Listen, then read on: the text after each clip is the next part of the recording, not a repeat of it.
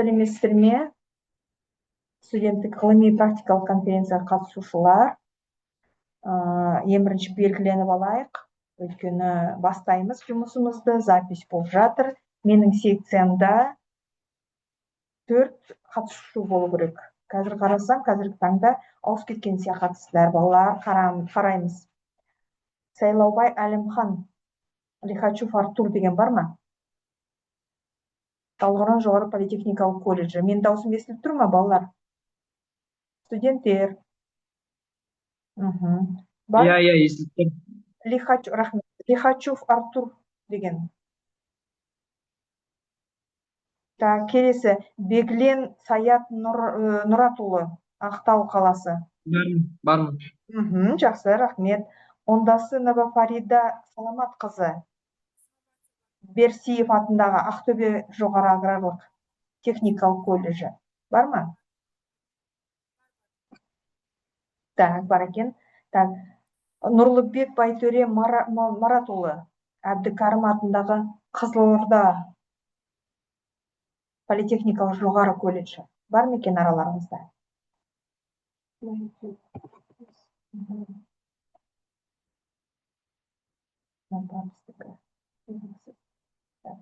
Бар ма екен? Балалар, қараңыздар, студенттер, ең бірінші бастайтын алдында белгіленіп алайық.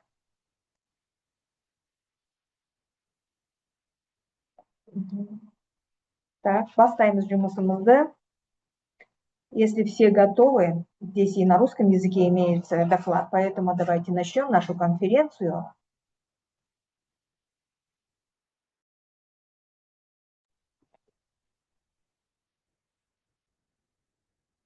Наша секция өндірістегі заманауи технологиялар және инновациялар. Современные технологии и инновации в производстве. Модератор Овсеитова Жанар Жамболовна. Мы будем оценивать. Критерии вам известны по тем критериям, которые были предъявлены в правилах, в положении. Ережелер бойынша, критерийлер бойынша бағаланады. Сіздердің мақалаларыңыз, презентацияларыңыз рет-ретімен шыға берейік. Бағалау критерийлер белгіленген, сіздер танысқансыздар. Сондықтан жұмысымызды бастайық. Сіздермен танысқаныма қуаныштымын. Бірінші баяндаушы, атап өтейін, первый докладчик, если готов. Тема называется «Использование цифровой среды геогебра при решении профессионально ориентированных задач по математике». Талдыкурганский высший политехнический колледж, Лихачев Артур Алексеевич, Сайлаубай Алимхан Багдатулла. Есть такие докладчики?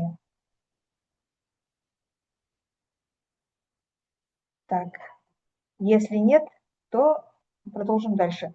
Екінші баяндаушы, кеме жасаудағы нанотехнологиялар және композиттік материалдар, Беглен Саят Нұратұлы, Ақтау қаласы, Есенов колледжі. Иә, бармын. Дайын болсаңыз, мен презентацияға рұқсат берем, қазір сіз бастайсыз. Жақсы ма? Жақсы.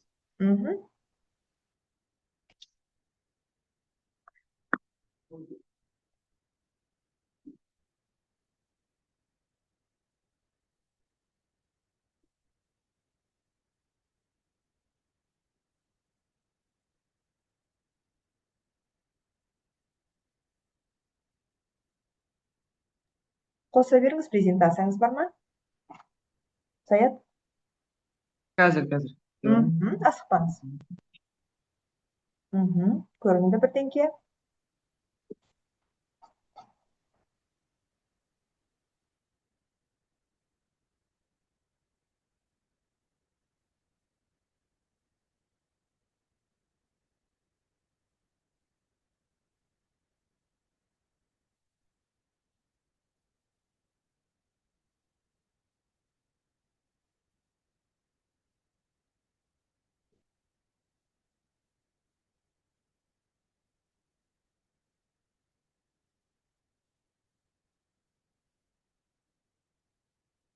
Саяттың жетекшісі жаныңызда болсаңыз, көмектессеңіз Саятқа.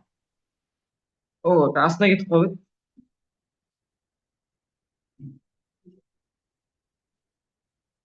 Поделиться дегенді көріңізші. Төмен жағында, зумның астында, төмен жағында панельде тұр. Поделиться. Вот. Сол жерге басыңыздағы жоқ. WhatsApp емес.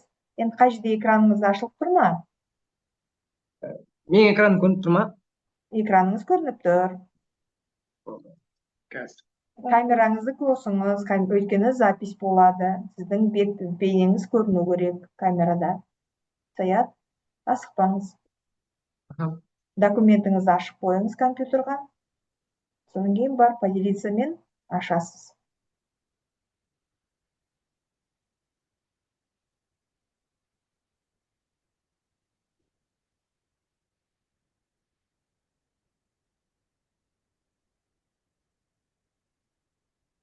Саят, тосып отырмыз.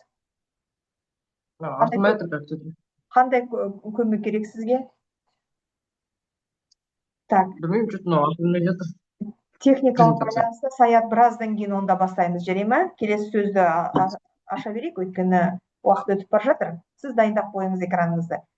Так, жарайды, рахмет. Микрофоныңызды өшіріп қойыңыз. Келесі баяндаушы Оңдасынова Фарида Саламатқызы, Берсиев атындағы Ақтөбе жоғары аграрлық техникалық колледжі. Тақырыбы сынақ зертханаларын цифрландыру мүмкіндіктері мен болашағы. Фарида, сіз барсыз ба? Бастайық.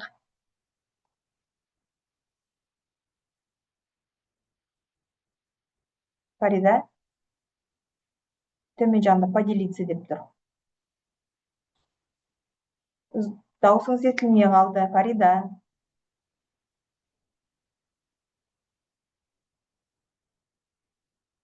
Фарида.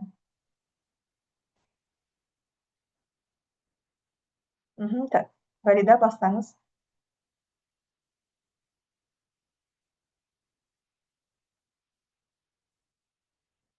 Дауысыңызды қосыңыз, дауысыңызды.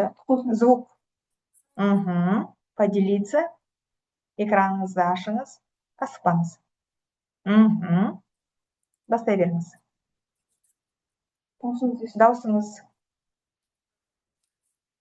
Дауысыңыз, микрофоныңызды қосыңыз. Дауысыңыз естілмей тұр. Дауысыңыз естілмей тұр. Фарида, дауысыңыз. Микрофон. Может, звук прибавите?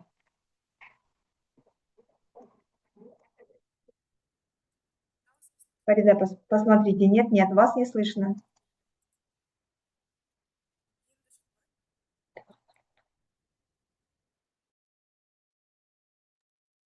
Фарида, сізде звук естілмей тұр, микрофоныңыз қосылып тұрса да. Ноутбугыңызда или компьютеріңізде дауысы естілмей тұр. Реттеп қойыңыз. Сәлеметсіздер ме?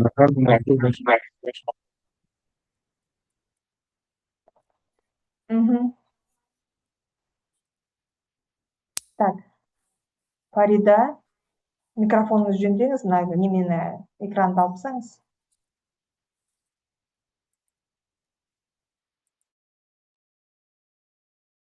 Мүмкін дауысыңызды телефонмен қосып қоясыз. Телефон. Жетекшіңізге қосылыңызшы, мүмкін жетекшіңіз көмектесетін шығар. Мы вас не слышим.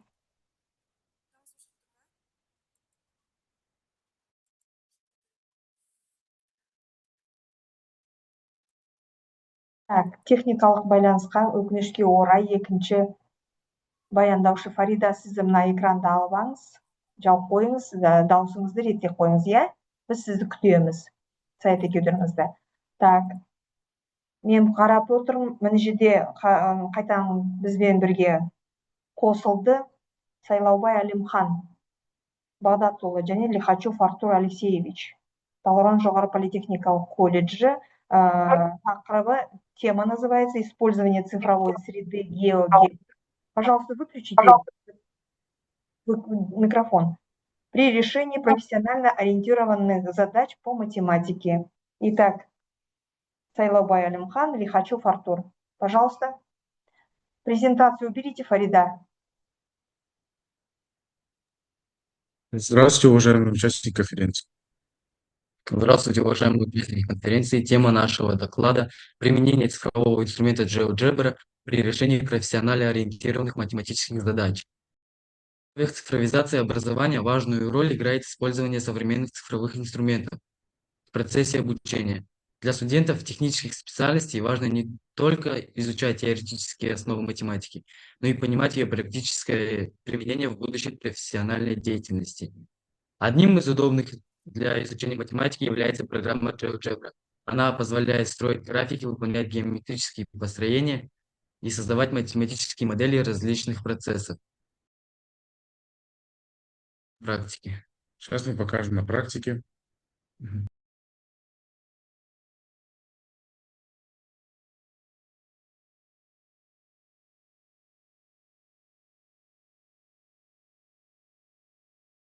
Артур, пока ничего не видно. Поделиться внизу. Вот. Мгм. Видно на панели в нижней части зума?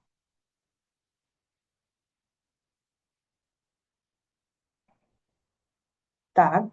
Экран появился, но пока еще изображения нет. Документ подключите. Вот, все, спасибо. Вот сейчас видно? Да, видно. Все. Мы начинаем. Сейчас мы напечатаем код. То есть в нашей работе мы рассмотрели пример профессионально ориентированной задачи, связанной с проектированием кабельной линии. При установке сетевого оборудования необходимо определить само расстояние между двумя точками размещаемых устройств. Эти точки можно представлять на координатной плоскости. В нашем примере сервер расположен в точке А с координатами -5 и 4. А сетевое оборудование в точке Б с координатами 3 и 9. С координатами 3 и 9. То есть с помощью программы GeoGebra мы сейчас выясним расстояние между точками сетевого кабеля.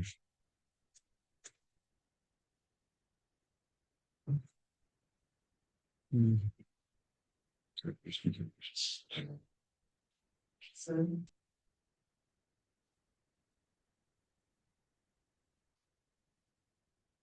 Правильно, respect.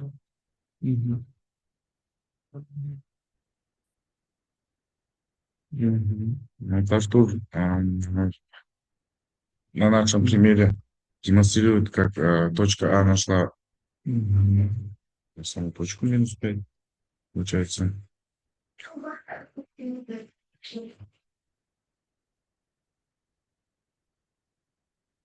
Дальше мы пишем отрезок.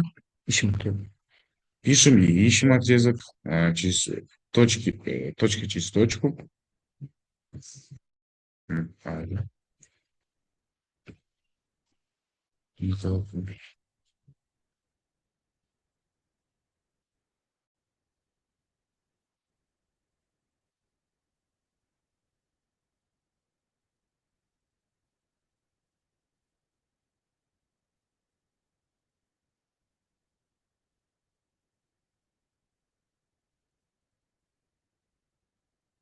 Всё.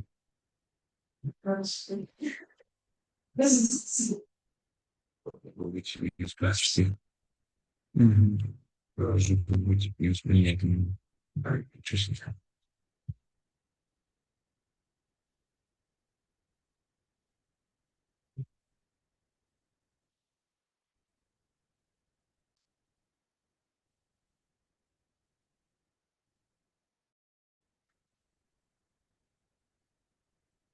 Свет. Свет. Вышли. Вышли. Далее.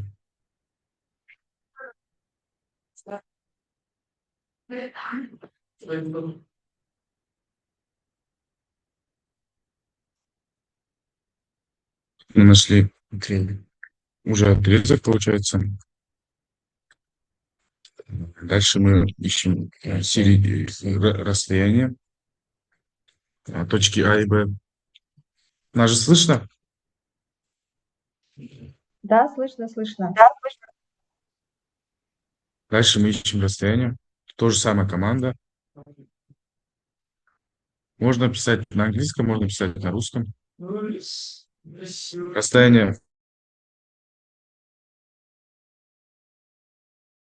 9,43. Ищем середину точки А и Б.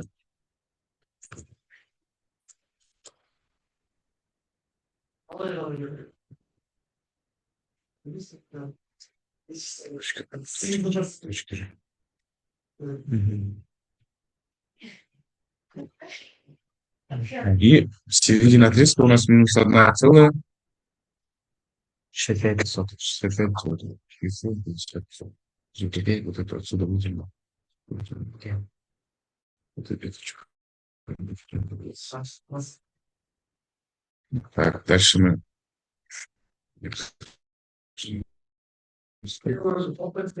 Где?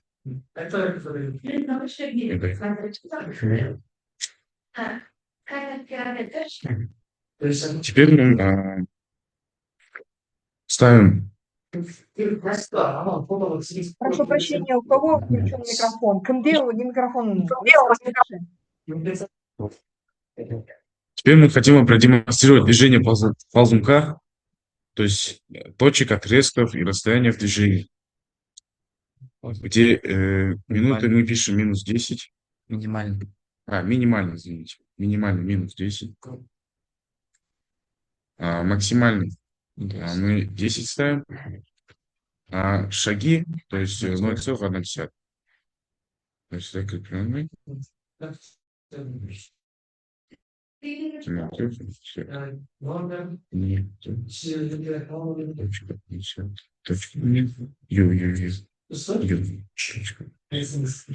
Дальше закрепим ползунок и чтобы слайдер и был. И так мы повторяем со всеми точками.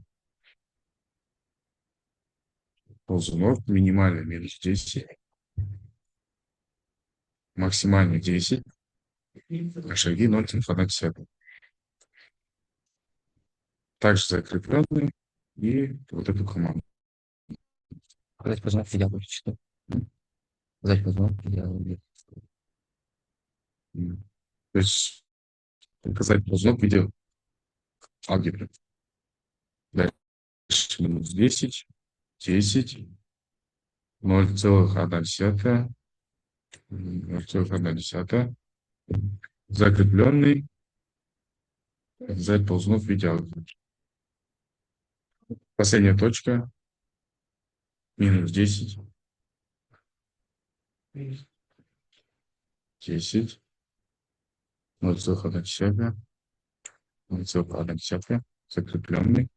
И теперь мы можем... На крестик нажму сначала. Сейчас, подожди, теперь. Опусти мышку. Сейчас мы продемонстрируем, как точки движения. Точки А, Б. Где? Вот он. Середина меняется. Середина цветки. Вот они все точки. Вот она точка А, вот она точка Б, и вот она точка С. То есть в каком положении она не была, середина остается на месте, а и Б, они изменяют направление свое, получается. Покажем. Также мы хотели вам продемонстрировать презентацию. То есть насколько актуальна наша тема вообще применения цифровых инструментов для GeoGebra при решении профессионально ориентированных математических задач. Студенты Алихан и Артур. То есть актуальность темы, сама актуальная тема цифровизация образования, необходимость визуализации математических моделей и практическое применение математики в технических специальностях. Цель работы – исследовать возможности использования программы GeoGebra при решении математических задач и показать ее применение. Профессиональной подготовки студентов. GeoGebra – это цифровой математический инструмент, который позволяет строить графики функций, выполнять геометрические построения, работать с координатами и создавать математические модели. Профессиональная задача. Это вот сама наша задача при проектировании кабельной линии. Связи необходимо определить сначала расстояние между точками, установки оборудования. То есть точка А, Б минус 5, Решение GeoGebra. Построили точку А и Б, провели отрезок, как было показано на практике, и вычислили расстояние между точками. Это стандартный калькулятор GeoGebra, а мы демонстрировали в 3D. Практика может получиться на двух разных, Калькулятор. да. Ну, и Использование GeoGebra позволяет наглядно моделировать задачи, выполнять геометрические построения, быстро проводить вычисления и применять математику в профессиональной деятельности. всё. Спасибо за внимание. Всем спасибо за внимание. На этом все у нас. Давайте дальше. Так, ребята, можно вопрос? Да, Вы построили при помощи координат, выбрали несколько точек, значений А, Б, С, Д, определили, провели прямую. Я понимаю 3D формат GeoGebra. А можно это данные прямые несколько? Например, при решении системы уравнений необходимо показать на координатной прямой не одну, а график, например, абсциссу, ординату. По ординате, например, определить другие кривые какие-то, например, либо синусоиду, к примеру, построить можно таким образом. Не только вот именно конечно, можно. тригонометрические какие-то функции, усложнить, так сказать, программу. То есть Есть такое у вас видео? видео, Ну, в виде видео в 3D формате вы можете показать, что это может быть синусоида, парабола, к примеру? у нас есть инструменты здесь, мы чаще всего Может? через инструменты, сейчас мы напечатали. Мгм. То есть вот тут многоугольники есть, и каждому инструменту своя команда идет. То есть, Мгм. как, вот, как мы написали, S равно отрезок АБ. То есть можно отсюда же взять отрезок, например, сейчас я вам покажу. Вот отрезок. Вот отсюда до отсюда, все. И здесь же он впечатается точно так же. Вот, видите? Вот он. 6,3. Также опять могу удалить. И дальше могу что-нибудь построить. Например, прямую. Вот он. 3-4 Понятно. точки. Понятно. Но у вас здесь по функциям данным только в основном прямые, треугольники, я вижу геометрические фигуры. Так, Блин. пока нет, да? Ну, в любом случае, это можно применить на практике на уроке математики, получается. Так ведь? Конечно, конечно. С этой программой, то есть можно легче вычислять сложные математические задачи. Также, как на нашем примере мы сделали, провели, так сказать, кабель сетевой. То есть мы вычислили расстояние, середину и там отрезок. Кстати, слово хорошо. Так. Профессионально, то есть можно применить по своей специальности. Например, прокладка кабеля. Так ведь? Все понятно? У вас все, ребята? Да, у нас все. Спасибо за внимание. Спасибо большое за внимание. Благодарим. Хорошо. Демонстрацию убираем, ребята. Угу. Рахмет. Келесі кеме жасаудағы нанотехнологиялар және композиттық материалдар. Саят Беглин Нұратұлы, Ақтау қаласы, Есенов колледжі. Дайын ба екен Саят? Я дайын. Онда бастаймыз. Демонстрацияны ұмытып кетпеңіз экранда.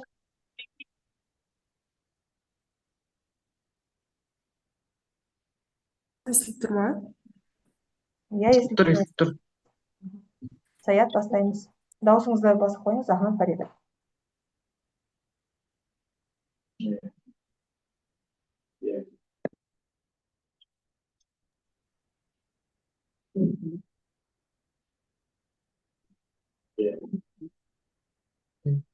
Көрініп тұр ғой, да?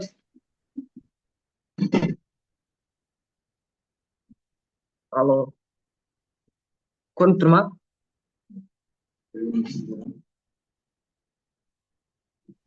Сіз ноутбукпен кіруге мүмкіндік жоқ па сізде? Телефонмен көрсетіп.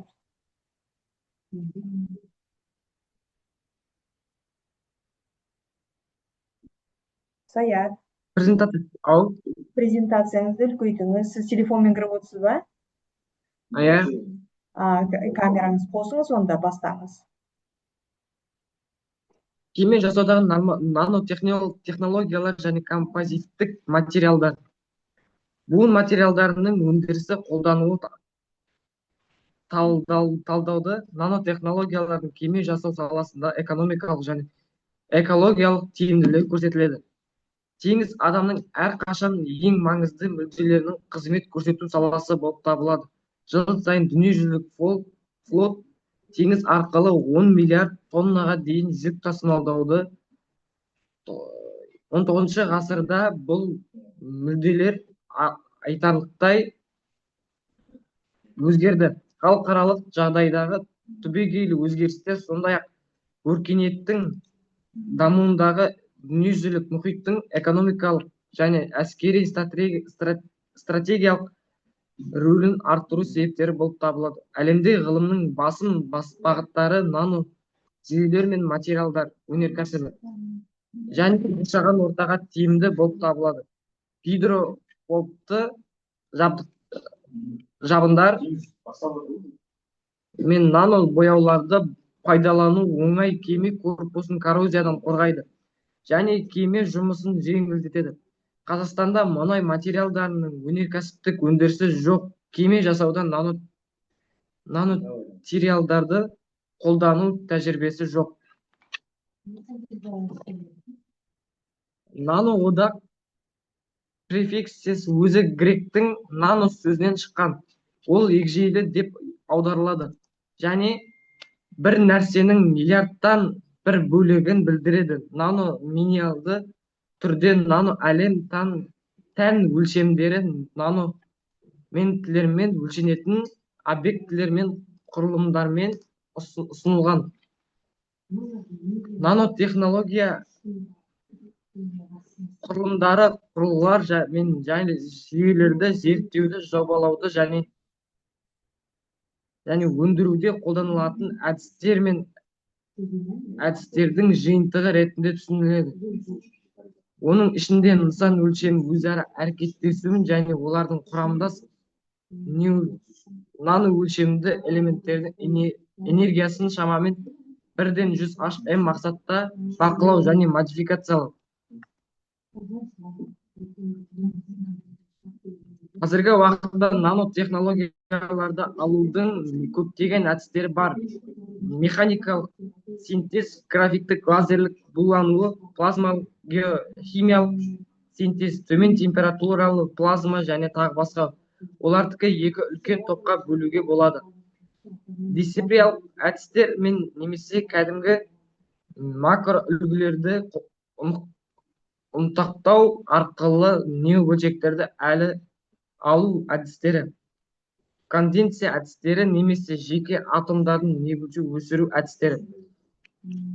Елімізде кеме жасау әлемде жоғары орынға ие болу үшін нанотехнологияларды атап айтқанда кеме корпусының нано жабдықтарын қолдану қажет.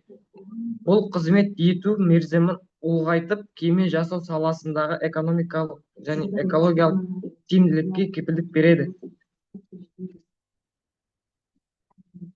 Кеме жасауда композиттік материалдарды пайдалану, әсіресе жоғары жылдамдықта жолаушы кеме және бақылау алу кемелерін өндіруде перспективалы бағыт болып табылады. Композиттік негізгі қасиеттері тозуға төзімділік және агрессивті орталарға төзімділік, жеңіл конструкцияларды шығаруға төмен тығыздық мүмкіндік береді. Бұл кемелердің қауіпсіздігі мен үнемділігін арттырады. Құрамында нано құрылымы бар бояулар мен лактар нано бояулар мен лактар деп аталады. Екі жолмен дайындалады. Нано бөлшектерді енгізу немесе нано бөлшектерді синтездеу бірінші әдіс баяндау кезінде қиындықтар туғызады.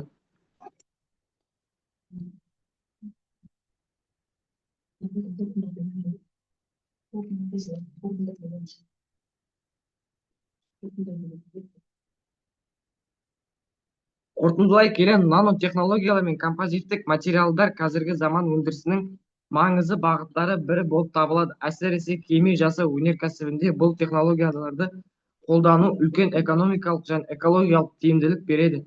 Наноматериалдарды пайдалану арқылы кемелердің біріктірген арттыруға, коррозиядан қорғауға және пайдалану мерзімін ұзартуға болады.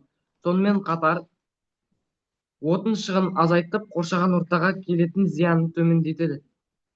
Қазақстан кеме жасау саласында нанотехнологияларды енгізу әлі де жеткіліксіз деңгейде. Сондықтан бұл бағытта ғылыми зерттеулер жүргізіп, жаңа өндірістік технологияларды дамыту қажет. Болашақта нанотехнологиялар өндірістің барлық саласында кеңінен қолданылып, инновациялық дамудың негізгі факторы айналады. Менің презентациям аяқталды.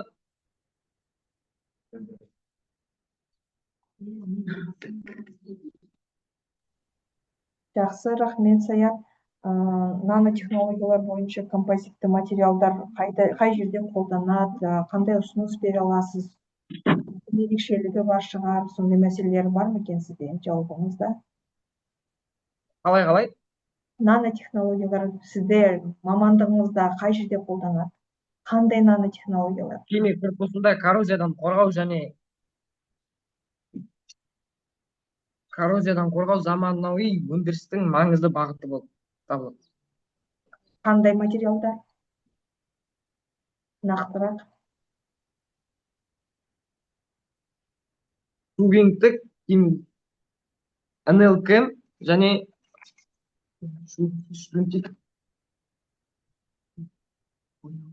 бар бояулар мен лактар нано бояулармен өндіріледі.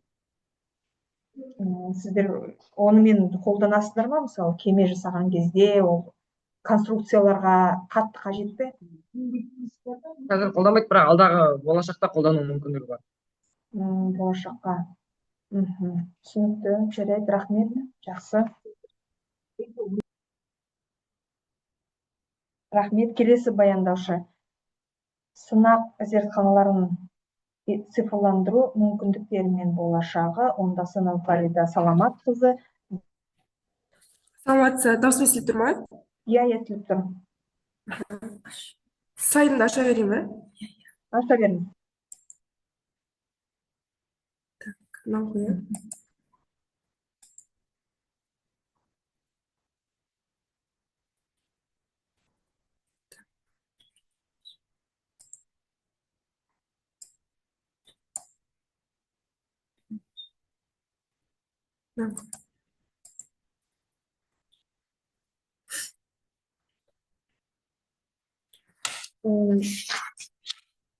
Қайырлы күн, құрметті комиссия мүшелері. Мен Оңдасынова Фарида Саламатқызы, Шығанақ Берсиев атындағы Ақтөбе жоғары аграрлық техникалық колледжінің екінші курс студентімін. Бүгінгі маған берілген тақырып сынақ зертханаларын цифрландыру мүмкіндіктері мен болашағы. Қазіргі таңда өндірістің, ғылымның және техниканың қарқынды дамуы зертханалық сынақтардың дәлдігіне жоғары талаптар қояды. Өнім сапасын бағалау, қауіпсіздігін растау және стандарттарға сәйкестігін анықтау үшін сынақ зертханалары маңызды рөл атқарады. Сондықтан зертханаларды цифрландыру заманауи метрология мен стандарттау саласының негізгі бағыттарының біріне айналады. Сынақ зертханаларының құзыреттілігі ISO 17025 стандарты талаптарына сәйкес бағаланады. Зерттеудің мақсаты сынақ зертханаларын цифрландырудың артықшылықтарын зерттеу және олардың болашақ даму перспективаларын анықтау. Зерттеудің міндеттеріне тоқталатын болсақ, сынақ зертханаларын цифрландыру ұғымын қарастыру, цифрлық технологиялардың зертхана қызметіне әсерін талдау, LIMS жүйесінің мүмкіндіктерін зерттеу, жасанды интеллекттің зертханалық сынақтардағы рөлін анықтау, цифрландырылған зертхананың моделін ұсыну. Сынақ зертханаларды цифрландыру дегеніміз ол сынақ нәтижелерін жинау, өңдеу, сақтау және басқару процестерін ақпараттық технологиялар арқылы автоматтандыру. Цифрлық зертхана осы элементтерден тұрады. Олардың әрқайсысына тоқталатын болсақ, электрондық құжат айналымы, қағазсыз орта, автоматтандырылған өлшеу құралдары, тікелей деректер тасымалдау, деректер базасы, орталықтандырылған сақтау, бұлттық технологиялар, қашықтан қол жеткізу және жасанды интеллект, аналитика және болжау. Басты қозғалтқыш LIMS жүйесі. LIMS зертханалық ақпаратты басқаруға арналған заманауи цифрлық жүйе. Бұл жүйе сынақ және калибрлеу зертханаларында барлық ақпараттық ағындарды автоматтандыруға мүмкіндік береді. Ол мүмкіндіктерге тоқталатын болсақ, сынақ нәтижелерін автоматты түрде тіркеу және сақтау, зертханалық деректер қорын басқару, сынақ хаттамалары мен есептерді автоматты қалыптастыру, өлшеу құралдарының калибрлеу мерзімдерін бақылау, сонымен қатар ISO аяк 17025 стандарттарының орындалуын қамтамасыз ету. LIMS жүйесінің зертхана қызметіне тікелей әсерлері. Деректерді автоматты тіркеу, құжаттарды электронды сақтау, есептерді автоматты жасау, деректерді жылдам іздеу, уақытты үнемдеу, қағаз құжаттарды азайту, қателіктерді төмендету мен жұмыс тиімділігін арттыру. Қазақстандағы метеорологиялық және сынақ зертханаларында цифрландыру үдерісі біртіндеп дамып келеді. Қазіргі уақытта қазстандарттың электрондық ақпараттық ресурстары, зертханалық ақпаратты басқару жүйелері LIMS жүйесіне, яғни электрондық құжат айналымы және автоматтандырылған өлшеу құралдары кеңінен қолданылуда. Болашақта жасанды интеллект, бұлттық технологиялар және смарт лаборатория жүйелері зертханалардың толық цифрлық форматқа көшуіне мүмкіндік береді. Цифрландырылған зертхана жұмысының үдерісі. Ең бірінші өлшеу құралы. Өлшеу құралдары нақты өлшеу деректерін жинайды. Және LIMS жүйесі деректер LIMS жүйесіне автоматты түрде түсіп сақталады және басқарылады. Сонымен қатар Техрек платформасы деректер Техрек платформасына жіберіліп, мемлекеттік тізілімдердің интеграцияланады. AI талдау, яғни жасанды интеллект деректерді талдап, ауытқуларды анықтайды және болжам жасайды. Соңғы электрондық есеп, ол қорытынды есеп электрондық форматта қалыптасып, қолжетімді болады.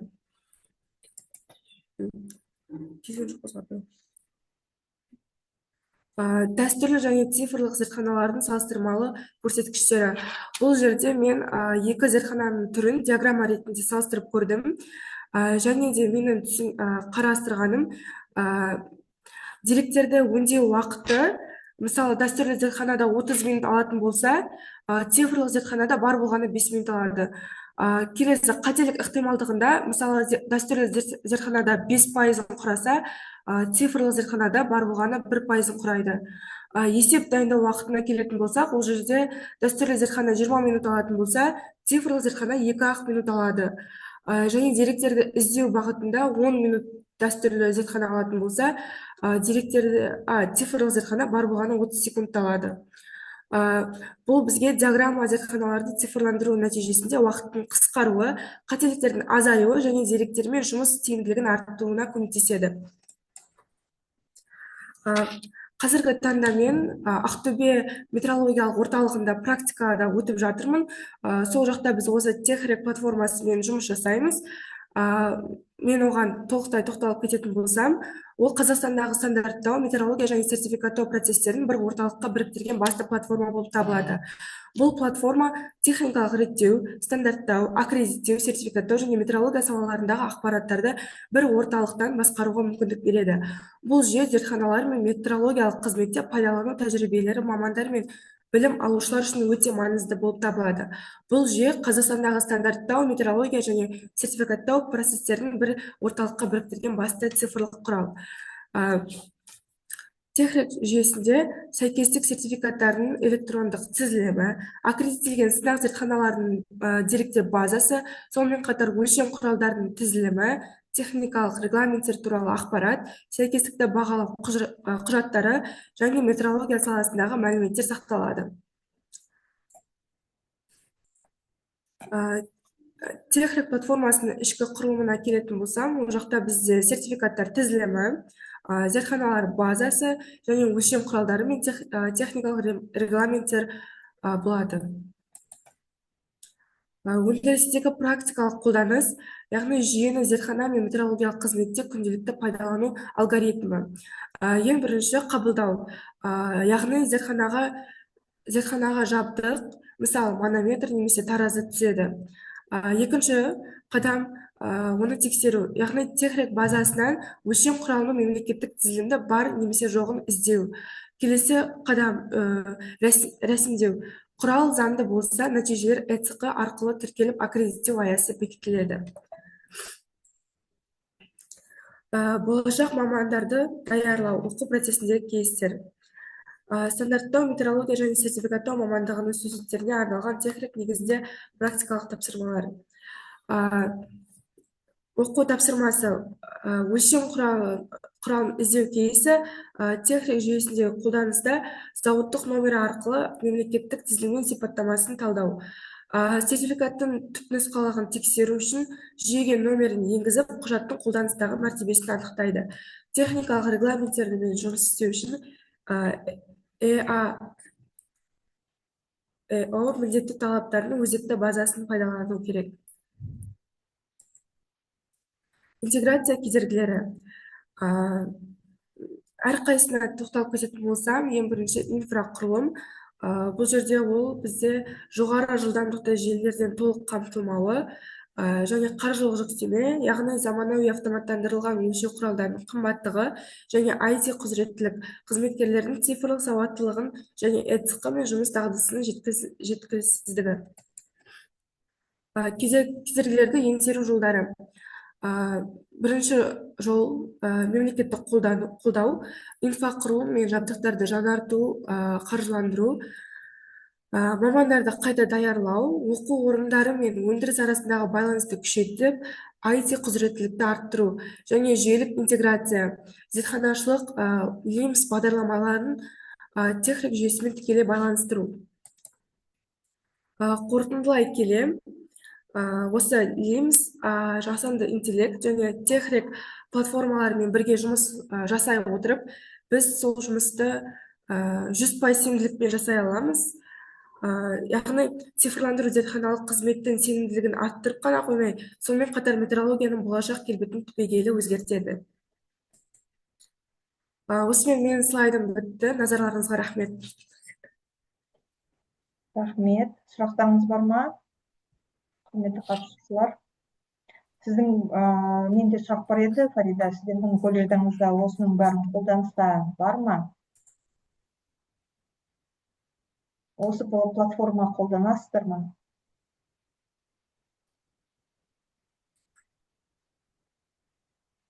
Фарида, мына платформаны зертханалық неме жұмыстарында қолдана аласыздар ма? Қазіргі таңда сол практикадан өтіп жатырмын, біз ол жақта күнде осы платформамен қолданамыз. Нәтижесі нақты өзіңіздікі бар ма?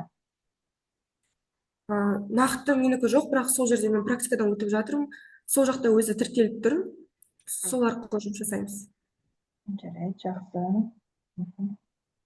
Жақсы, рахмет. Сау болыңыз. Келесі баяндаушы Қазақстанда биогазды станция пайдалану мәселелері. Нұрлыбек Байтөре Маратұлы, Әбдікәрім атындағы Қызылорда политехникалық жоғары колледжі бар мекен арамызда? Қосылды мекен?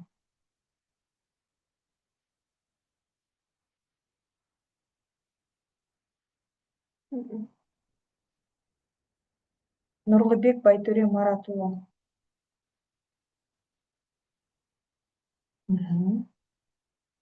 Жоқ қой деймге. Қосыла алмады ғой дейм, ол кісілер бағана қосыламыз деп жатқан. Жақсы баяндаушылар, қазір енді біз деген нәтижесін шығаруымыз керек. Біз кішкене тоса тұрыңыздар. Біз деген экранды, дауысты бәрін өшіреміз.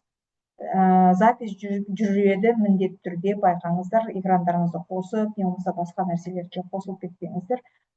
Тоса тұрыңыздар. Болады ғой, иә? Құрметті қатысушылар. Аштым. Сәлеметсіз бе? Сәлеметсіз бе? Сәлеметсіз бе? Біз Көксу-Пай, бұл екінші секция бойынша Көксу-Пай техникалық колледжінен біз күтіп отыр едік. Менде ондай өтініш болмады ғой. Жарайды, бастаңыздар, содан кейін тіркелуді ұйымдастырамыз. Бастаңыздар, аты жөндеріңізді толық айтыңыздар, өйткені менде сіздердің данныйларыңыз ештеңе жоқ, мәліметтеріңіз. Сәлеметсіздер ме? Мгм. Сәлеметсіздер ме, құрметті республикалық конференция қатысушылары. Біз Жетісу облысы Көксу политехникалық колледжінің гидротехникалық мелиорация мамандығының студенттеріміз. Бекишев Мұхит Ғалымжанұлы және мен Сейітжан Гүлім Қалиқызы. Бастай берейік па? Поделициямен қалай ашамыз? Астында төмен жағында поделиться деген сөз бар. Көксу агротехникалық колледжінен, иә? Аха, бассам басылмайды. Поделицияны басасыздар. Бірінші слайдтарыңызды өздеріңізде ашып аласыздар. Сосын поделицияны басасыздар да, сол жерде сіздерде экран шығады, сол жерден слайдтарыңызды таңдайсыздар. Бірінші слайдтарыңызды ашып алыңыздар. Слайд. Сосын поделицияны басқаннан кейін сіздерде экран шығады.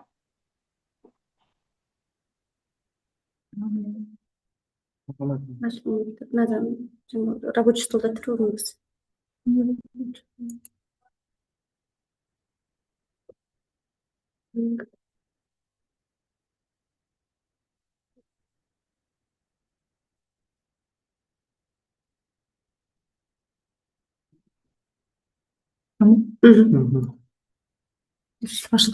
Ашылды ма? Ашылды. Біріншіге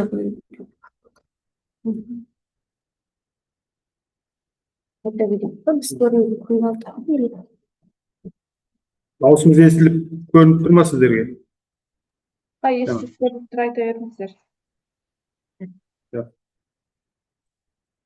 Бүгінгі баяндама тақырыбымыз ауыз суды тазарту қондырғылары. Мақсаты ауыз суды тазарту қондырғыларының жұмыс істеу принциптерін, негізгі кезеңдерін және заманауи технологиялардың маңызын терең түсіндіру. Жаңашылдығы мен өзектілігі қаланы сапалы ауыз сумен жабдықтау мақсатында заманауи технологиялар қолданысқа енгізу. Су алу ғимараты өзендер мен көлдер және су қоймалары сияқты жер үсті су көздерінен немесе жер асты су көздерінен, ұңғымалардан, бұлақтардан келетін ауыз судан бастайық. Су тазарту қондырғыларының конструкциялық, практикалық тұрғыда дизайндық үлгілері шексіз болады. Сондықтан мен жалпы жұмыс үлгісін жасау үшін негізгі компоненттер мен процестер таңдадым. Цилиндрлік қабылдағыш торлар резервуарда орналастырылады. Себебі резервуар түбінен май тұнбасын немесе бетіндегі қалқымалы материалды жұтып алмас үшін. Тік сорғылары бар көтеру ғимараты ұңғымадан суды алып тазарту қондырғысынан жеткізеді. Коагуляция мен флокуляция тазарту процесі коагуляция мен флокуляция басталады. Коагуляция өздігінен тұнбайтын судың ішінде қалқып жүретін ең майда бөлшектер алюминий сульфаты немесе темір хлориді қосу арқылы біріктіріледі. Флокуляция. Коагуляциядан кейін үлпектер тізілмеген, олар өте жеңіл суға шөкпейді, оларды ірілету үшін суды баяу араластырады, нәтижесінде ұсақ бөлшектер бір-бірінен жабысып судың түбіне тез шөгеді. Азондау процесі судағы еріген күйдегі темірді марганецті күкіртсутекті тотықтырады. Тотыққаннан кейін бұл металдар ерімейтін тұнбаға айналады. Оны кейін жай сүзгімен оңай ұстап қалуға болады. Дәм мен иіс тудыратын микроскопиялық заттарды кетіру үшін азондау және түзуге көшек азон хлорға төзімді бактериялар мен вирустарды жылдам жояды. Судың химиялық құрамын қауіпсіз деңгейге жеткізеді. Суды оттегімен балғын дәмге ие болады. Азон генерациясы арнайы қондырғыда электр заряды арқылы ауадағы оттегінен азон алынады. Азон газ күйінде су ағынына жіберіліп, эжекторде немесе диффузор арқылы мұқият араласады. Су мен азон белгілі бір уақыт бойы реакцияға түсу үшін арнайы резервуарда болады. Фильтрация тұнбадан кейін су таза болуы мүмкін емес. Сондықтан Сондықтан бірнеше сүзгілерден өтеді. Сүзгілер микробөлшектер судың дәмі және иісін әсер ететін заттарды ұстап қалады. Су белсендірілген көмір түйіршіктері мен құм қабаты арқылы өтеді. Құм қабаты органикалық емес элементтерді ұстайды. Ал белсендірілген көмір қабаты ол органикалық және химиялық, биологиялық заттарды ұстайды. Өтіп бара жатқан су Ван дер Вальс стандартты тартылыс күші арқылы жасалады, жабысады. Дезинфекция бұл ең маңызды кезең, өйткені суда ауру тудыратын бактериялар мен және вирустарды тазарту қажет. Бізде көбінесе хлорландыру ең көп тараған әдіс. Судың құбыр бойымен жүргенде қайта ластанбауын қамтамасыз етеді. Ультракүлгін сәулелену, судың ультракүлгін лампалар арқылы жүргізу. Бұл физикалық залалсыздандыру болып табылады. Таза су резервуары пайдалануға дайын сақтауға және арналған резервуарға немесе қолдану үшін су желісіне түседі. Тұрмыстық кәріз сулары қалалық канализация жүйесі мен құбырлар арқылы тазалау құрылғыларына түседі. Онда олар табиғи көзіне төгілмес бұрын өңделеді. Бас ғимарат кәріз ағынынан келіп түскен ірі бөлшектерді тазартатын технологиялық процестер кешені. Бұрғыландыру насостары үлкен дәндерден тұратын қоқыстарды айдау үшін арналған. Сүзгі құбырлары кәріздегі тонна қоқыстарды ұстап қалады. Қоқыс оқшаулағыш құбырда орналасқан. Құм ұстағыш. Содан кейін су құм ұстағышқа түседі. Бұл механикалық тазарту кезеңі. Олар суда ауыр қоспалардан тазарту үшін 0,2 және 0,25 мм-ден тұратын жоғарғы минералды бөлшектерді ұстап қалу үшін қолданылады. Бірінші тұндыру. Бұл механикалық кезеңде шешуші кезең. Құм ұстағыш өткен су әлі де көп лайлы және құрамында көптеген органикалық қоспалар болады. Судың өздігінен шөге алатын және минералды бөлшектерді бөліп алу. Бұл кезеңде ластағыш 40-60% ғана тұнбаға түседі. Айыртең суды табиғи өзендегідей, бірақ миллион есе жылдамдатылған түрде тазартады. Бұл қондырғысыз заманауи қаланың ағын суын қауіпсіз деңгейге дейін тазарту мүмкін емес. Айыртең өткен су іс жүзінде барлық еріген ластауыш заттарды тазартады. Осыдан кейін су екінші рет тұндырғыштарға беріледі. Екінші рет тұндырғыштарға берілген өткен соңғы залалсыздандырудан өтеді. Су табиғатқа қайта оралады. Өзіміздің зерттеуіміз бойынша бұл Қазақстан Республикасында әлі орнатылмаған. Біз енді осы оқып білгенімізді ұсынғымыз келеді. Назарларыңызға рахмет.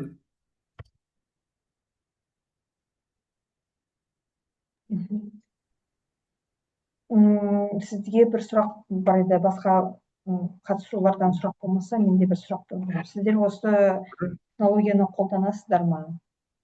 Қолданылған жоқ қой, бұл сол біз ұсынып отырғанымыз сол. Ұсынып отырсыз. Зерттеп ұсынып отырмыз. Бұл әлі бізде қолданылмаған. Жаңа кәріз нелер әлі ешқай жерде қойылмаған ғой. Бізде только жаңағы. Қанша қаражат кетеді сонда, есептеп көрдіңіздер ме? Қаражат жағын есептемедік біз енді әлі. Ол енді қаражат жағын есептеу үшін полный шығын. Су мәселесі өте тапшыл, өте... Тапшыл болып отыр, қазір су мәселесі көп жерде көтеріліп отыр.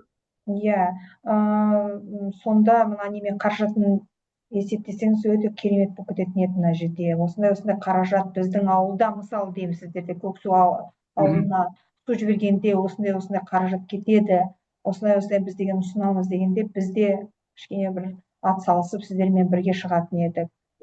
Онда енді оның пока бизнес-план несін құрған жоқ қой, бизнес-план құру керек данный момент. Оны біз өзіміз просто зерттеп қана жаңағы жан жақты көріп оқып білгеніміз ғой бұл. бір жерде тоқтамау керек бұл мәселе. Иә, сол мамандығы болғаннан кейін. Жоқ, дұрыс, сіздердің сол мамандығы болғанымен ауыл шаруашылығына өте керемет тақырып көтеріліп жатса, өте үлкен мәселе. Жарайды, жақсы, рахмет. Бірақ та бұнымен тоқтамаңыздар. Өтініш, бұнымен тоқтамаңыздар. Басшылықтарға міндетті түрде осының бәрін жеткізу керек деп ойлаймын. Рахмет. Рахмет, жақсы. Так, келесі баяндаушы, бізде тағы да бір баяндаушы отыр екен. Комплекс робот-помощник для МЧС. Поиск, разведка, тушение. Имангазин Яр Ермекулы, Казаков Артур Валерьевич. Усть-Каменогорский высший политехнический колледж. Вы с нами? Данияр, Артур. Здравствуйте. Здравствуйте, добрый день. Так, значит, сейчас мы презентацию включим. Гүлім Қалиқызы, презентацияңызды аласыз ба? Минутку, ребята. Мухит Ғалымжан, рахмет. Так, ваша презентация, ребята. Вот. Алынды ма менікі? Я алынды, рахмет. Рахмет. Все, начинаем, Артур. Так, ее видно? Да, видно. Все хорошо. Значит, мы представляем робот-помощник для МЧС. То есть, уважаемые члены комиссии, сегодня мы хотим вам показать наш проект. Наша цель — решить одну из самых острых проблем современности, то есть обеспечить безопасность тех, кто спасает жизни, и повысить эффективность борьбы с чрезвычайными ситуациями. Также статистика показывает устойчивый рост смертности среди работников МЧС. От масштабных лесных пожаров до техногенных аварий на предприятиях. Ежедневно спасатели рискуют собой в условиях экстремальных температур, плотного задымления и утечек токсичных веществ. Для примера можно привести как раз-таки недавнюю ситуацию Косынка, в которой без данного робота было сложно обойтись. И как раз-таки это наш ответ на этот вызов. Наш универсальный робот-помощник. Он способен брать на себя самые опасные задачи: поиск пострадавших, разведку зон поражения и непосредственное тушение огня. Главное преимущество в том, что робот работает дистанционно или в полуавтономном режиме, что полностью исключает присутствие человека в эпицентре опасности. То есть он может попадать в центр аварии без проблем и находить для подвержения опасности жизни человека. То есть в чем уникальность нашего проекта? Мы объединили в нем несколько критических важных функций в одном корпусе. То есть система обнаружения, то есть это визуальная камера и тепловизор, система анализа, высокоточный газоанализатор, система ликвидации, мощная пенная пушка и внедренный искусственный интеллект для поиска и обнаружения людей. Так, помимо защиты жизни, наш проект имеет ряд стратегических преимуществ. Это высокая скорость реагирования и возможность постоянной модернизации. И, что немаловажно, локализация производства прямо здесь, в Казахстане. Если взглянуть на рынок, то в Казахстане данная отрасль довольно-таки свободна. Это дает нам возможность занять лидирующие позиции по минимальной конкуренции. Нашими ключевыми клиентами станут не только подразделения МЧС, но и крупные промышленные предприятия. То есть мы разработали четкую бизнес-модель для будущей перспективы. Это, то есть, инвестиции около 20 миллионов, себестоимость самого робота около 6-7 миллионов, и на обучение уходит 3 миллиона. И при продаже цена его составляет 12 миллионов, что составляет прибыль 2 миллиона. Окупаемость, то есть проект выйдет на самоокупление примерно за 2 года.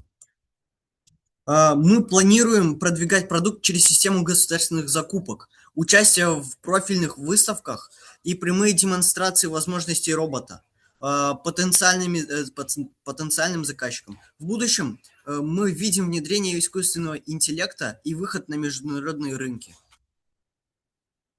Для подтверждения хотел бы сказать о том, что данный робот был бы достаточно перспективным для нашей страны и для всех областей. Его возможность стационарное расположение дает возможности его эффективному использованию в разных точках города, или также можно их располагать около аграрных или производственных участков, где как раз-таки их срочное реагирование будет полезным.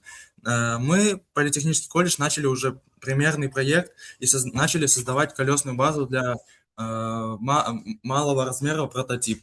То есть мы разработали колесную базу проходимого уровня и оснастили его электродвигателем высококрутящего момента, чтобы тестировать его на полевых испытаниях. Также, подводя итог, я бы хотел сказать о том, что наш проект актуален и сейчас, и будет перспективен в будущем. То есть он технологичен и экономичен, и также выгоден. Но прежде всего он социально значим. То есть на социальном уровне будет больше всего выбрано в пользу жизни человека. И этот проект наш поможет спасать много жизней в разных чрезвычайных ситуациях и сохранять целостность семей пожарных, а также целостность пострадавших. Робот-помощник– это реальный шаг в будущее безопасности Казахстана. Спасибо за внимание. Данил, Если прошу прощения, Данияр, Артур, можно презентацию уберите, пожалуйста, и на широкий экран себя покажите. Вашу установку, пожалуйста, потому что экран был маленький, мы не заметили данные, только я, наверное, участники. Да, Покажите, сейчас пожалуйста, вашу я- установку воочию. Так, Ничего страшного, вот сейчас камера нормально на вас смотрит. на нас, Покажите, да, камера? Если я не Так. ошибаюсь. Вот наша колесная база. Вот, Так. мы начали разрабатывать колесную базу, Внутрь, и вот как раз-таки мы начали устанавливать электромоторы высококрутящего момента. Мы разработали четко распланированное гусеничное положение, чтобы он мог проходить по всем препятствиям. То есть можете сами посмотреть, здесь наклон более 50 градусов, чтобы он мог проходить как раз-таки камни или за счет своих как раз-таки моторов заезжать на лестничную площадку и подниматься по лестнице. В презентации мы показали его габариты сопоставляют средним размером дверного прохода, чтобы он мог заезжать в как раз-таки сложно доступные помещения и мог выполнять работу за место пожарных как раз-таки за счет искусственного интеллекта или же как раз-таки полуавтономного режима, когда наполовину может управлять человек. Хорошо, еще один вопрос можно? Ваша гусеничная установка со какой скоростью достигает значит, объекта? Ну, Какова скорость смотрите, движения? Потому что он гусеница имеет это- максимальную скорость, это, то есть вперед это 60 км в час, и назад как раз-таки 35 км в час. И мы предлагаем именно стационарное расположение, то есть мы могли ставить наш робот именно по стационару, чтобы он становился около как раз-таки воспламеняемых объектов, то есть могут, где повышен большой шанс на чрезвычайные ситуации. То есть Да. их может быть расположение около километра между друг другом. Стоят предприятия в течение всего километра. То есть первый участок это стоит первый стационар нашего робота. И через километр еще один становится стационар, чтобы они могли срочно реагировать и доезжать до как раз-таки любого эпицентра. Мгм. А не лучше ли использовать датчики? Слежение, Датчики- температурные датчики. Вот ваша картинка на презентации так как раз-таки показывает именно действие радаров. Помните, наверное, по У нас презентации? именно показывается здесь Да. визуальная камера. То есть эта визуальная камера может создавать так и 3D-объекты. Мгм. Ведь сейчас, если посмотреть, для примера возьмем GoPro New Model. При съемке она также имеет дополнительную функцию создавания визуализации вокруг объектов. Но пока То вы есть еще она не прикрепляли. Пока еще работает, вы еще не работает прикрепляли как данному объекту. визуализатор. Так, вы пока к данному объекту еще не прикрепляли к вашей модели, так ведь? Мы модуль уже закупили, и мы думаем в ближайшее время уже совершить установку и совершить полное его полевое испытание как раз-таки Так. на территории нашего колледжа. Управляемость, пульт вы покажите, пожалуйста. Пульт есть у вас управляемый? Пульт у нас сейчас, его ведут калибровку именно. Вот Мгм. именно калибруются его именно кнопки подключения к плате, которые сейчас также с ней работают. То есть в нее сейчас добавляют чип управления и чип, ну, как бы вам объяснить, чип Mediatek, который именно дает полный контроль под машиной установку. электрооборудование, Да, электропитание. всё, мы сейчас, именно как мне известно, для нашего проекта была заказана камера как раз-таки, и именно сделали заказ на пену, чтобы во время полевых испытаний можно было проверить, насколько он будет эффективен. Так. Мгм. Питание у вас откуда? Питание именно от съемного этого Генератор. да, аккумулятора. Мгм. Вот, там аккумулятор маленький будет для такой Нет, мощной достаточно машины. будет достаточно среднего размера, и как раз то, что это жидколитиевый аккумулятор, он будет долгоспособный. Тогда Плюсом наша колесная база – это как бы набросок. Мы пока не делаем полномасштабный проект. Это пока что тестирование, вот в виде нашей колесной базы. А настоящий робот будет намного больше. Ну, габариты будут побольше. Так, еще один вопрос, пожалуйста, личного характера. Вы по какой специальности обучаетесь? Мы обучаемся по инженерии, то есть мы техники энергетики, но также изучаем для себя личную отрасль механики. Робототехнику. Я Да, поняла, так. Мгм. лично для себя. Хорошо. И вы предлагаете только для, значит, работников МЧС, так? Да, ну потому что вот сами вы, наверное, прошу прощения, смотрели новости и видели, что, например, у нас в городе произошла авария там на Косынке, или вот буквально месяца полтора назад горела именно квартира на Плюшкина. И пожарные не могли войти, потому что это, грубо говоря, был эпицентр газа и огня. А этот робот, из-за того, что он был как раз таки, например, у нас в проекте он должен быть из специального сплава, который выдерживает более 1000 градусов. Мог бы попасть в эпицентр и как раз таки уже начать тушение. И данный пожар был бы устранен намного быстрее, что показали наши пожарные. Было бы меньше жертв. Как мне известно, были жертвы, к сожалению, а робот как раз таки исправил. И поэтому будет больше социально важен для всех городов. Мы говорим не только про наш. Везде же пожары бывают. Мгм. Вот теперь более понятно, почему. Потому что у вас зависла картинка в презентации, и мы Да. увидели картинку только в виде интернет-игры. А вот сейчас, когда вы начали рассказывать, да, показывать, Да, уже у нас более не просто только мне, да, я так думаю, как слушателю, но и участникам было и понятна модель, как вы используете, как вы будете применять. Вот теперь уже более полная картинка вашей презентации. Все, благодарю. Есть ли вопросы? Сұрақтарыңыз бар ма балаларға? Әріптестер? Извините, могу ли я добавить? Артур, да, пожалуйста. Можно? Да, Можно можно. будет добавить? Ой, извините за такой фу. Если бы можно было бы использовать нашу программу и их, так сказать, изделия, механизм. То есть мы будем выяснять расстояние, а они будут его посылать. Например, горит то или иное здание, или нужно, например, вы можете создать, который по воде может передвигаться, по грязи, там, по деревьям, может снять, там, не знаю. Вот если мы будем Наш проект выявлять как бы расстояние, модульный, это может интегрироваться в теории. То есть мы недавно уточнили то, что наш проект как раз таки модульный. На ваш проект можно было бы, конечно, добавить. Мгм. Но у нас есть то есть условия хорошо того, было бы, если мы выясняли расстояние, высоту, то есть время до того, как приедет, ваша модель, или как вы вообще его Да. называете, я забыл, извините. робот, грубо говоря, МТС. Ну, робот, ладно. Было бы хорошо, если бы вы выявляли расстояние, время приезда, ну и, может быть, не знаю, время спасения и обратный путь выявляем то же самое. Звучит перспективно. Показали вам, продемонстрировали вам. Участники нашли общую тему Да. для стыковки, так сказать, для реализации своих планов. Очень хорошая идея для расчета радиуса, для расчета расстояния, для того, чтобы быстрее ваша техника именно достигла очага, значит, Случайной ситуации. сгорания, либо чрезвычайного такой ситуации при попадании, она могла полностью спасти жизни людей и вокруг лежащих, значит, объектов, жизненных объектов. Очень хорошая тематика. Так, Да. Влад, благодарю вас. Есть еще пожелания, есть еще вопросы? Ну, Очень хорошая тема, очень хорошая тема затронута насчет спасения людей. Ну, в связи с последними событиями, вот, что в Дагестане, что вот, вообще по миру происходит разное. Ну да, вот мы как раз-таки рассказали то, что наша разработка также затрагивает социальный план.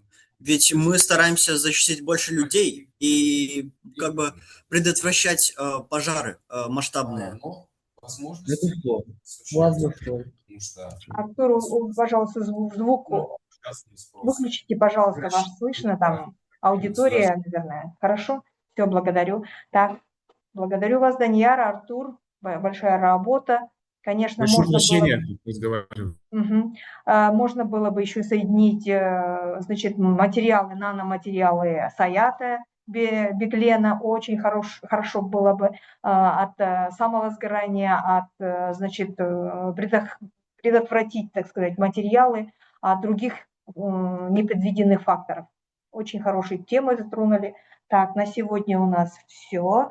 Мы просмотрели очень большое количество докладов. У нас, значит, доклады были разнообразные, разносторонние. Теперь, пожалуйста, я немножко отключусь от вас в том плане, что я уберу камеру, микрофон, микрофонды бәрін өшіремін біз сараптаманың жұмысын жасайық. Мы немножко оценим ваши работы. Хорошо? Все, благодарю. Сейчас, минуточку, запись идет. Имейте в Ну, виду, хорошо, будем ждать.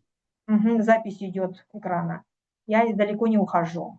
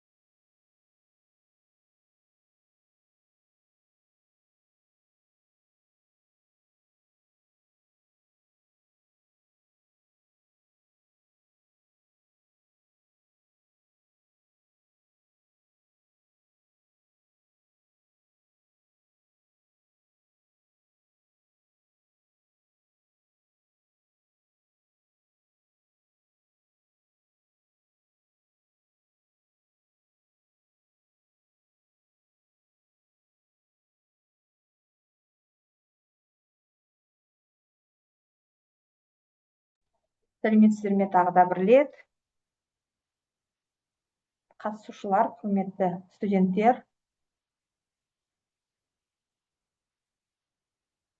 Уважаемые участники, я вас жду. Я готова озвучить результаты сегодняшней сегодняшней работы. Тыңдап отырмын, айта беріңіз. Камераларыңыз қосасыздар ма?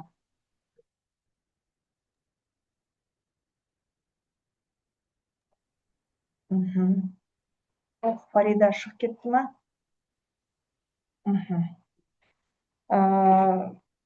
Тікелей немедер өз ереже бойынша сіздер көрдіңіздер, әртүрлі баяндамалары болды. Баяндаманың ішінде әртүрлі мәселелер көтерілді.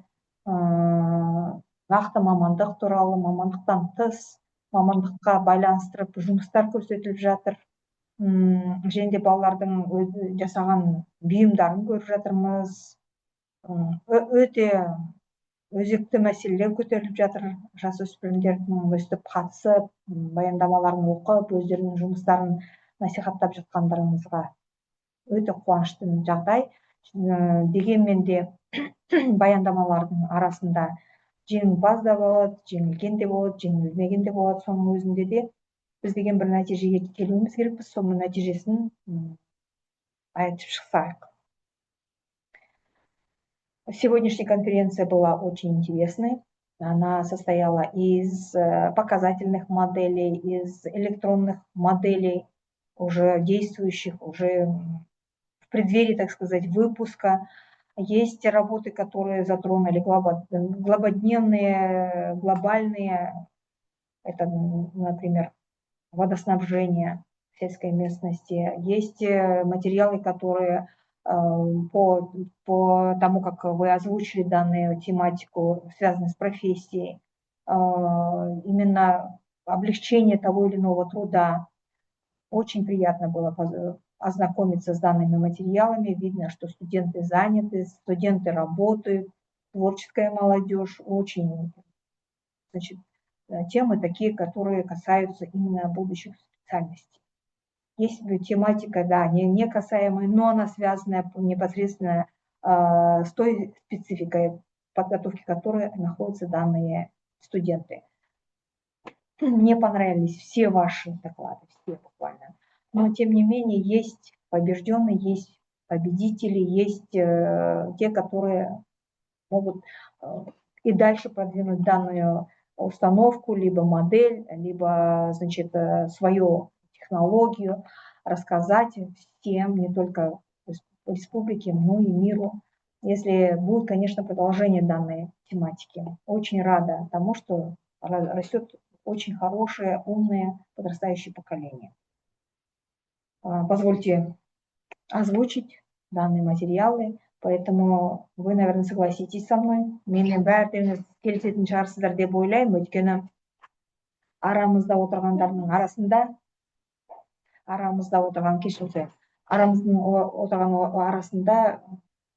өте бір ерекше мәселе көтерілді. Ол деген көмек, адамға көмек, адами сондай бір қауіпсіздігін шешетін мәселелер көтеріліп жатыр. Сондықтан бірінші орынды осы секцияның жұмысы бойынша бірінші орынды Усть-Каменогорский высший политехнический колледж Имангазинов Данияр Ярметұлы и Казаков Артур Валерьевич. Первое место, поздравляю. Очень, но надеюсь, данная установка будет действовать, и она поможет именно нам, людям. Не останется где-то в запыленном виде, не останется где-то в лаборатории. Данная установка будет работать на благо, во благо. Так, далее, екінші орын, қазір қарап отырсам, араларыңызда жоқ екен, сынақ зертханаларын цифрландыру мүмкіндігімен болашағы Ондасынова Фарида Саламатқызы, Берсиев атындағы Ақтөбе жоғары аграрлық техникалық колледжі. Бұл жерде бала деген жұмыс істеген, дипломдық жұмысы. өзі жұмыс істеп жатыр, ішінде көрсеткен нәтижесі бар, сондықтан осы балаға екінші орын тиіп отыр.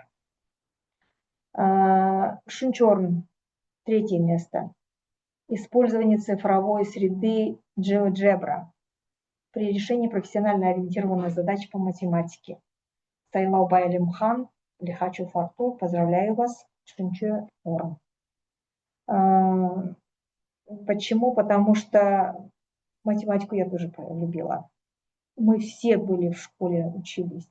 Знаем, что такое система уравнений. Одни могут решить данную задачку, другим очень тяжело достаются цифры. В зависимости от того направления, какое мы выбрали, но тем не менее алгебра, геометрия всегда будут сопутствовать в любой специальности. В любой, независимо, это будет электрик, механик, информатик, космонавт, повар. В любом случае нужно будет расчеты проводить. И от действия расчетов зависит много. Прошу прощения, Артур. Угу. Пока выключите, пожалуйста, микрофон. Угу. Благодарю.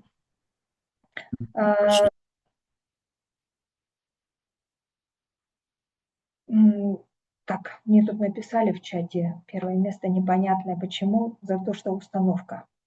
За то, что установка, она действующая, ее можно притворить в жизни, что можно ее представить в виде модели, уже полной модели. Ну а расчеты нам нужны всегда. Және де осы баяндамалардың арасында өте ерекше баяндама айтқым келеді. Енді сертификат аласыздар міндетті түрде. Айттым ғой, су мәселесі өте тапшыл. Планетаға су керек. Ауыл шаруашылығына міндетті де керек. Ауыл шаруашылығы су болмаса, біз де болмаймыз. Қаланың тұрғындары кәдімгідей тапшылық етеміз. Су мәселесін, осы мәселені ұсыныс ретінде емес, нақты жүзде колледждеріңізде көрсетіп, кішкентай болса дағы модель жасап, осылай болады, қаражаты осынша кетеді деп ойлаймын, осының бәрін жүзеге асырасыздар. Сіздердің қолдарыңызға ол келеді.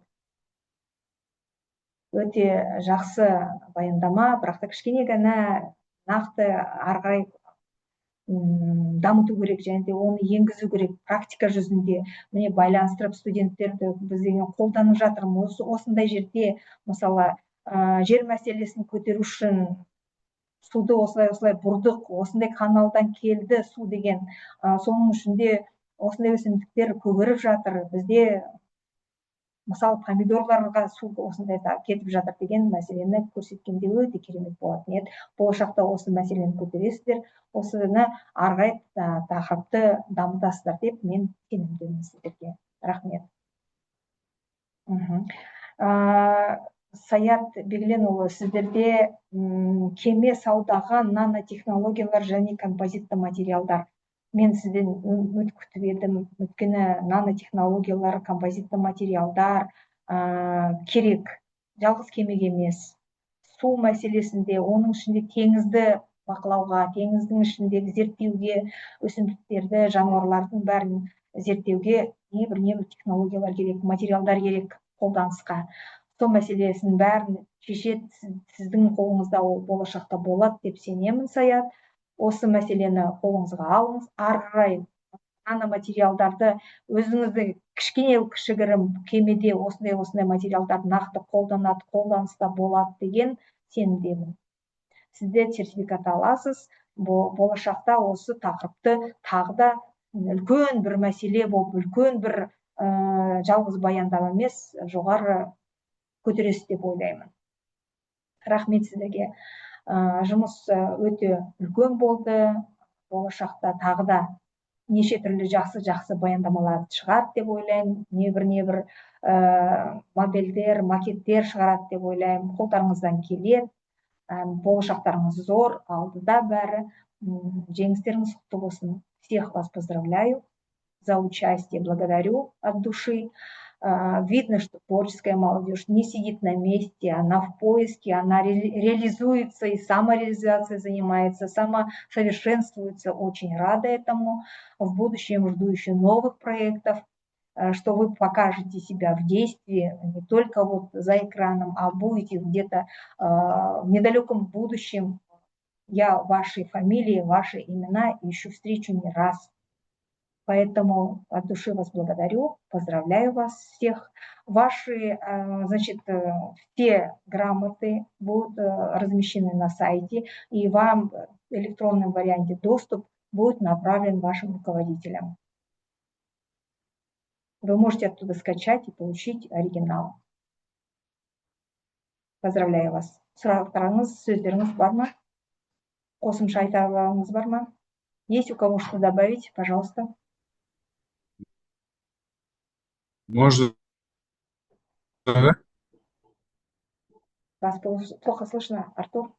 Можно, да? Да.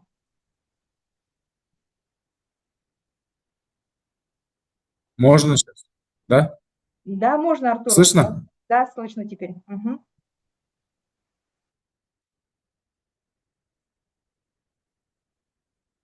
Все. Скажешь?